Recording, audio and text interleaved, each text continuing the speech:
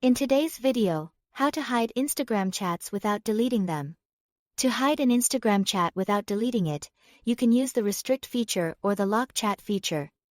If lock chat feature available on your app version, open the Instagram app on your mobile device. Restrict the account. Tap on message send arrow icon at bottom. To go to your Instagram DM and open the conversation, tap their username at the top of the chat window, tap options. The three vertical dots, tap restrict, then confirm by selecting restrict account.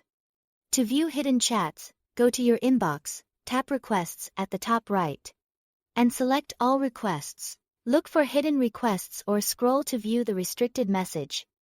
To reply normally later, you must visit their profile and tap unrestrict.